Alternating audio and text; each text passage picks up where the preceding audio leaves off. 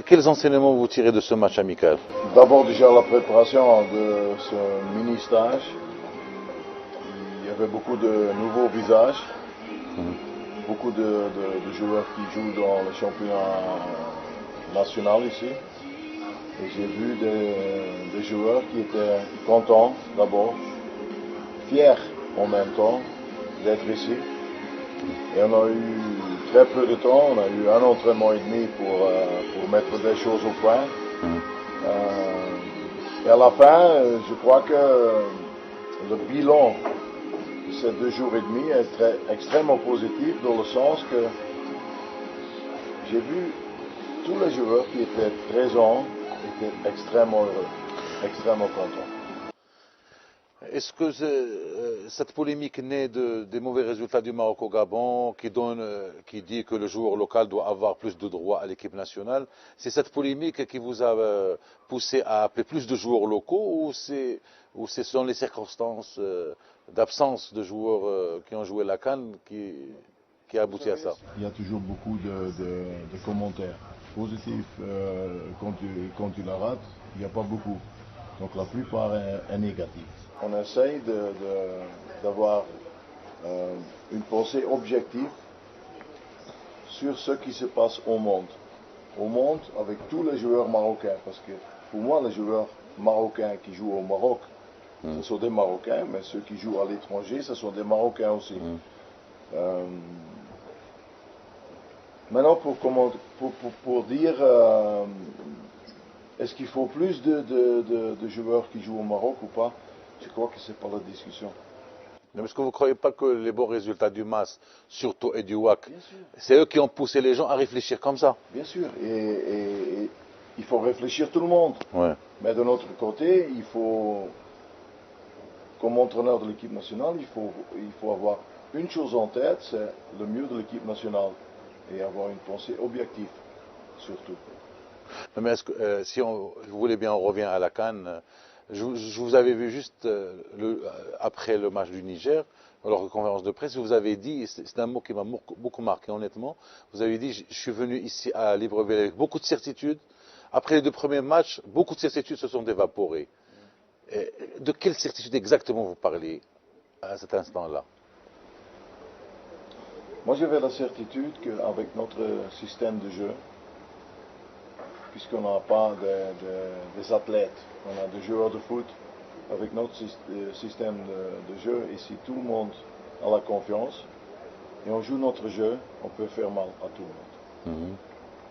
Après le 2e match, quand je me suis rendu compte de la 2e mi-temps contre le Gabon, je me suis dit, il y a des choses qui sont complexées. Si on ne parvient pas à faire notre jeu, on n'a pas le physique pour mettre en compte. Donc, c'est ça qui m'a fait réfléchir, dans ce sens que, à la recherche, pas la recherche, mais s'il y a des gens costauds et qui ont la même qualité, il faut réfléchir. Et c'est pour ça que j'ai dit, dans le championnat national, il y a 2 semaines, j'ai vu un joueur, je l'ai revu la semaine passée, il est avec nous maintenant, il a des qualités. Donc,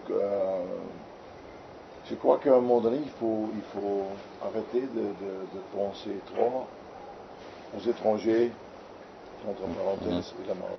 Mais est-ce que vous ne croyez pas que la 2e mi-temps qui vous a déçu, et je suis sûr que la 2e mi-temps contre le Gabon, était due plus à la peur de passer à côté et de se faire éliminer qu'à autre chose?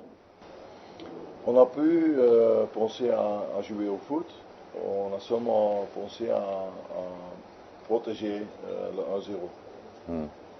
C'est pas notre style de jeu, mais ça peut arriver. Mais d'un autre côté, je crois que pendant 12 mois, on a joué avec pratiquement les mêmes joueurs. Et on a eu beaucoup de succès grâce à ces joueurs. Mais jouer, avant le 4-0 contre l'Algérie, tous les joueurs jouaient. Malheureusement, il y a des concours de circonstances qui ont fait que la plupart ne jouaient plus avant la CAN. Si vous vous rappelez, juste avant l'Algérie, tout le monde carburait. Je pense par exemple à Youssef Hadji qui était excellent à Nancy. Je pense à Chemar qui avait fait pratiquement de juillet jusqu'à février. Donc il avait toujours la compétitivité. Je pense à Kharja qui jouait plus à l'Inter. À tous les cadres. Il jouait plus à l'Inter qu'à Fiorentina, malheureusement, au niveau du chiffre. Je pense à Boussoufa qui était encore à l'Anderlecht. Et malheureusement à la CAN, son championnat, ça faisait plus que 2 mois qu'elle était finie. Lui et Carcela. Quand même, je pense à Cantari qui est blessé depuis mai. Ils ont joué quand même jusqu'à la fin de l'année. Jusqu'à décembre, jusqu'à fin novembre. Donc finalement, c'est un peu près la même chose que les autres qui ont été le 23 ou le 24 ou le 26 décembre. Ouais. Non, mais moi, je me rappelle beaucoup de ma dernière interview avec vous, M. Guéretz.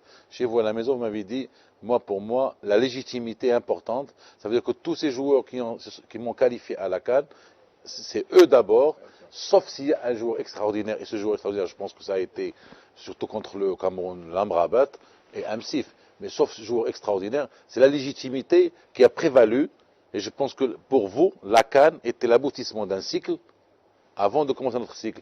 Est-ce que après coup, vous ne le regrettez pas? À quoi? Est-ce que vous ne regrettez pas d'avoir plus donné la valeur à la légitimité plus qu'au temps de jeu? Oui, mais comment veux-tu donner confiance à des gens? Comment veux-tu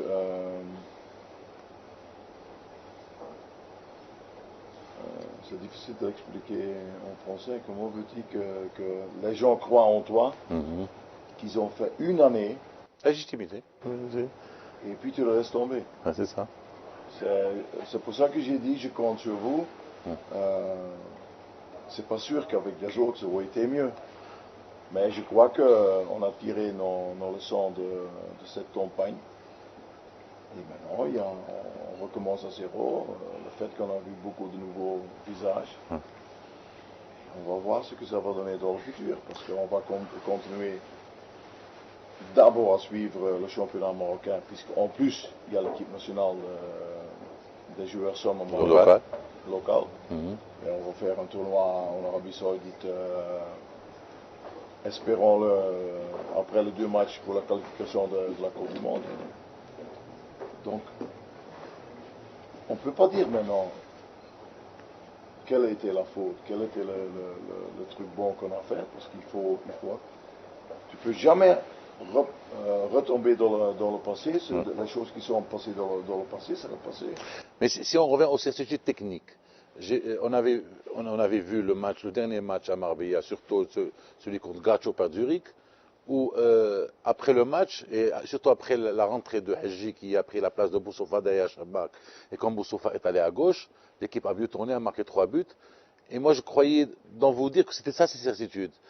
Malheureusement, le premier match de la Tunisie, vous êtes quand même resté sur vos premières convictions.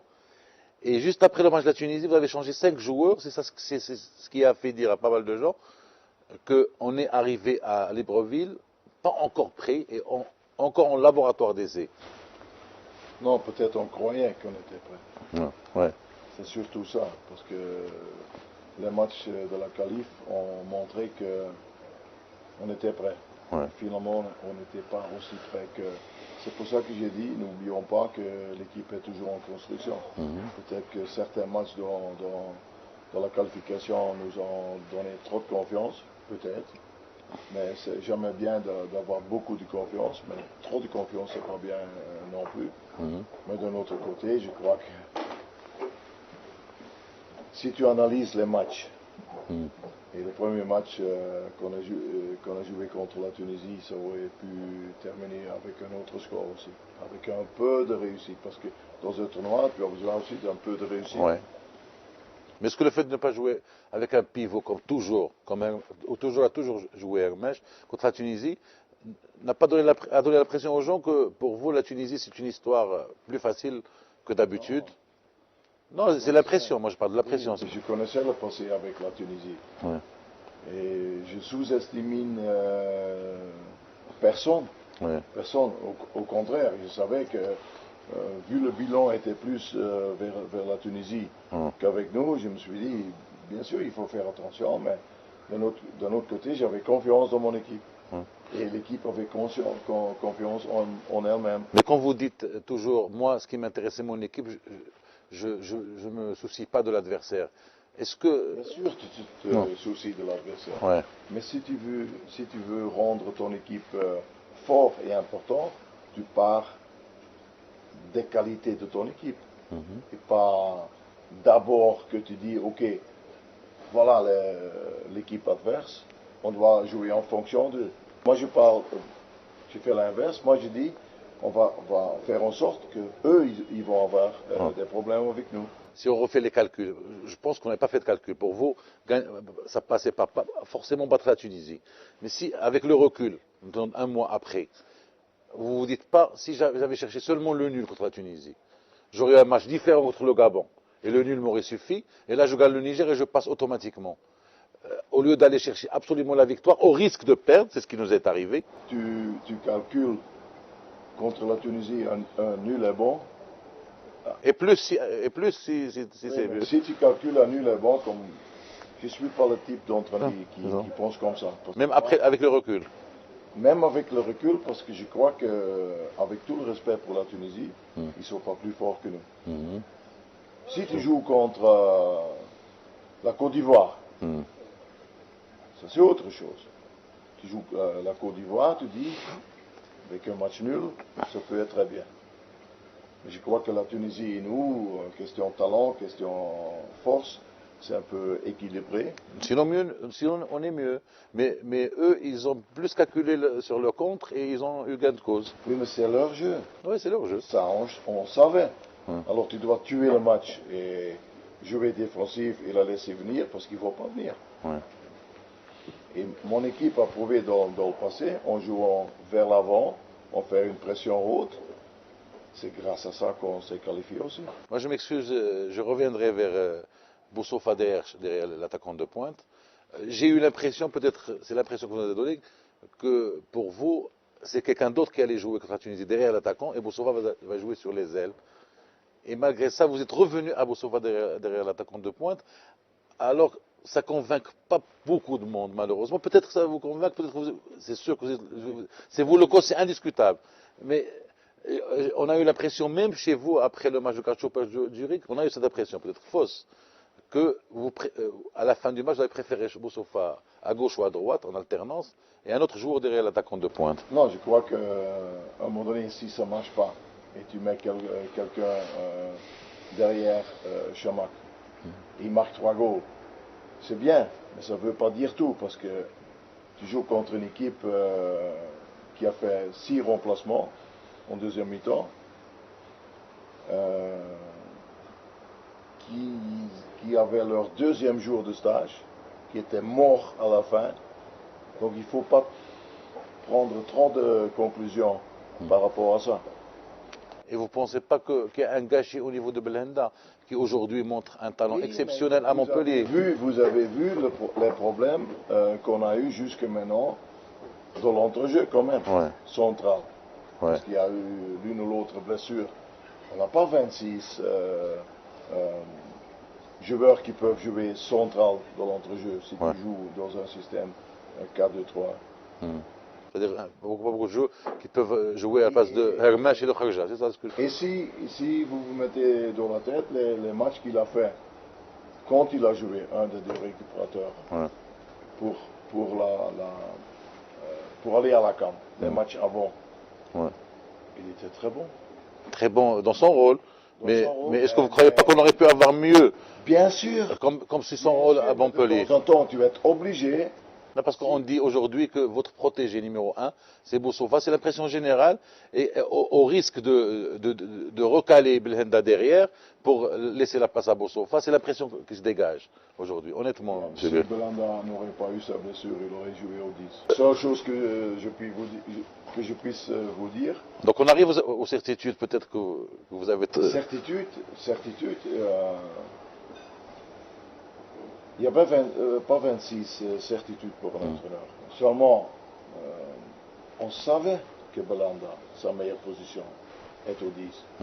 Mais parfois, tu es obligé de jouer avec un joueur, malgré le fait que tu saches qu'il est mieux au 10, de le mettre sur une autre position, parce que là, tu as un grand problème.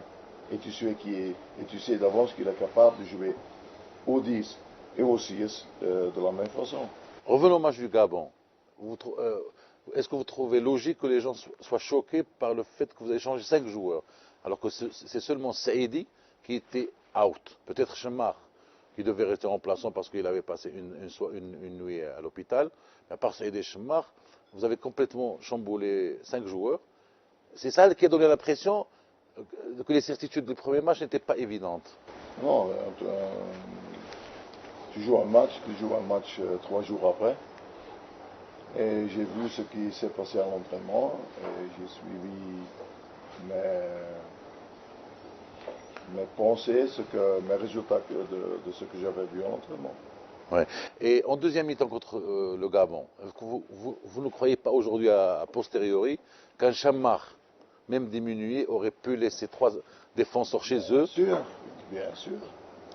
Et que les qualités de Chammar de laisser la défense chez elle, qui sont claires, plus que ses qualités de buteur, nous auraient plus servi contre le Gabon en deuxième mi-temps? Ouais. Il y avait le fait, par contre, aussi, qu'à un moment donné, après 5 minutes, quand on a commencé la deuxième mi-temps, Basser commençait à avoir mal.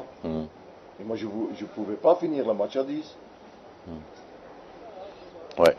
Donc c'était ça que j'avais en tête. Est-ce que je le remplace et tu prends le risque de ne pas terminer ton match à 10? Pour terminer avec la CAN, pour vous, quel est le seul mot que vous retenez de la CAN? Un seul mot. Déception. On commence la construction. La construction, maintenant, on sait que ce soir était le dernier match. Moi, je ne vais pas m'attarder beaucoup sur ce soir parce que pour moi, c'est un match amical. Peut-être que vous avez vu pas mal de choses.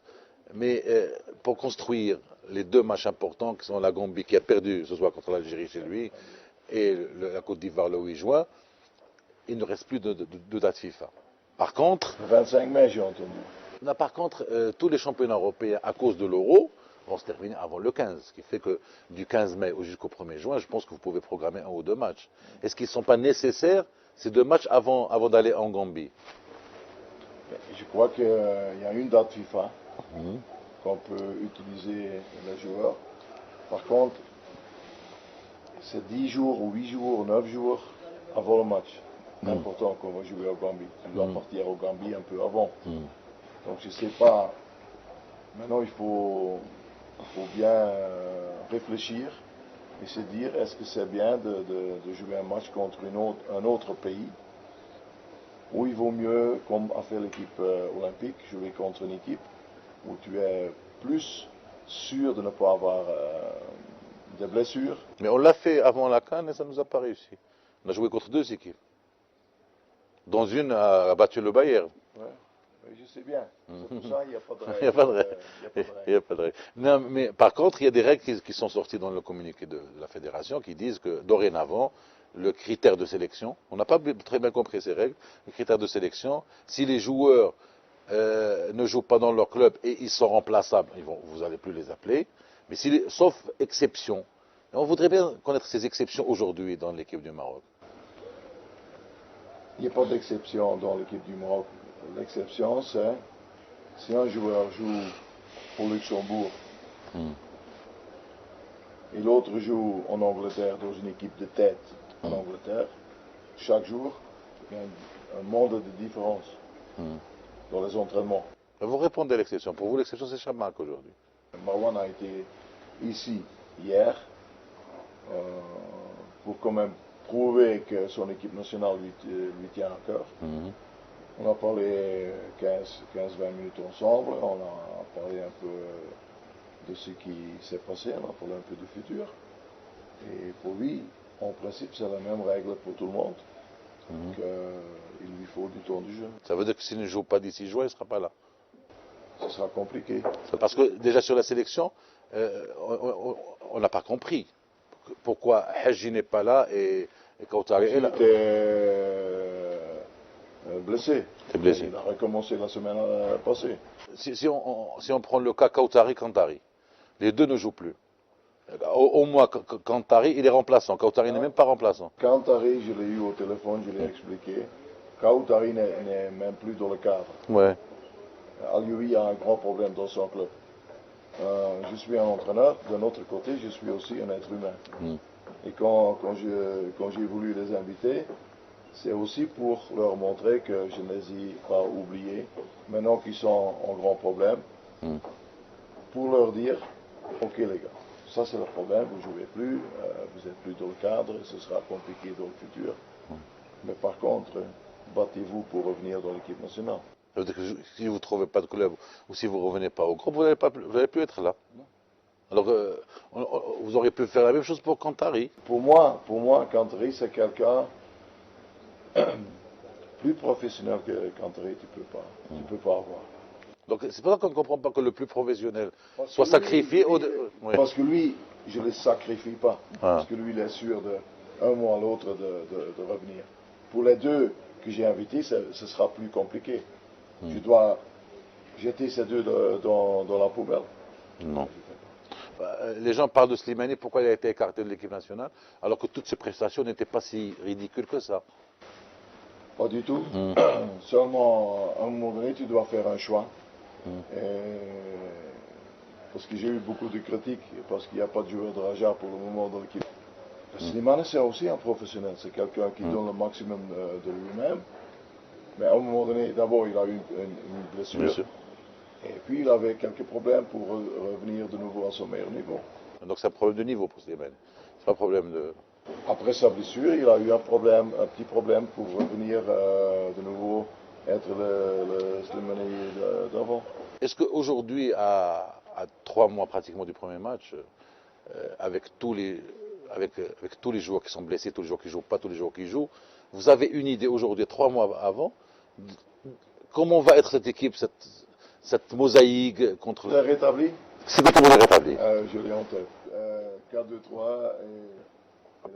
Pas très loin de celle de la CAN. 4-2-3. Mais pas très loin de celle de la CAN. 4-2-3 avec des modifications. Parce qu'on vous connaît têtu. Est-ce que... Non, têtu.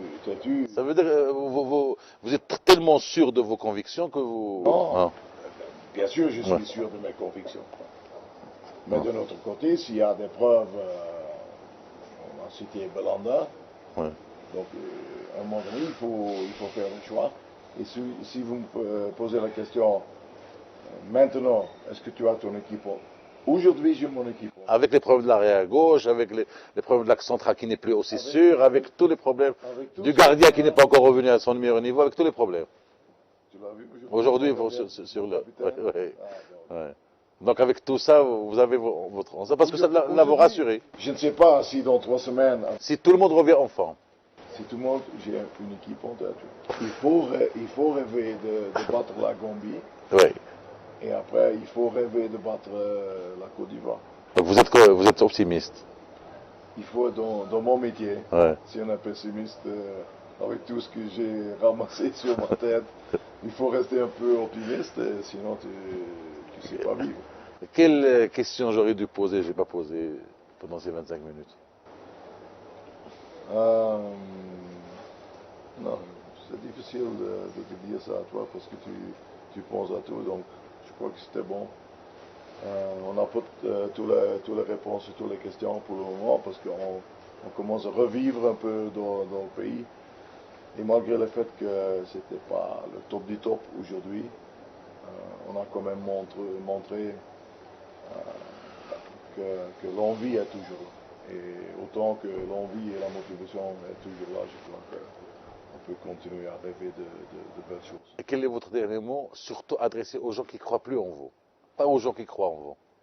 À tous les gens désintéressés, le peuple, les gens qui aiment le foot, qui aiment leur équipe nationale, qui ont vibré après le 4-0, mais qui aujourd'hui sont déçus, ils ne croient plus, ils sont pessimistes. Quel mot vous pouvez leur dire? Après le match contre la Côte d'Ivoire, on refait la même interview et on va voir s'il y a toujours le même nombre de gens qui sont... Mais qu'est-ce que vous pouvez leur dire déjà pour vivre mieux d'ici à la Côte d'Ivoire? Continuer à croire dans notre équipe, continuer à croire dans la qualité et bien sûr ne pas oublier le fait qu'on a vécu ensemble des moments très difficiles quand la CAN était en jeu. Mais avant la CAN, c'était fantastique.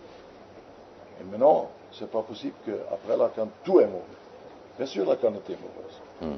Mais il ne faut pas oublier quand même que l'équipe du Maroc continue à avoir beaucoup de talent. Ouais. Et j'espère qu'ils vont continuer après l'un ou l'autre bon résultat qu'on va avoir, qui va de nouveau nous donner la chance de rentrer à nouveau dans leur cœur. C'est tout ce que j'espère, parce qu'on a drôlement besoin de tous ces gens qui étaient tellement derrière nous. Donc, merci beaucoup, M. Eric Guéret.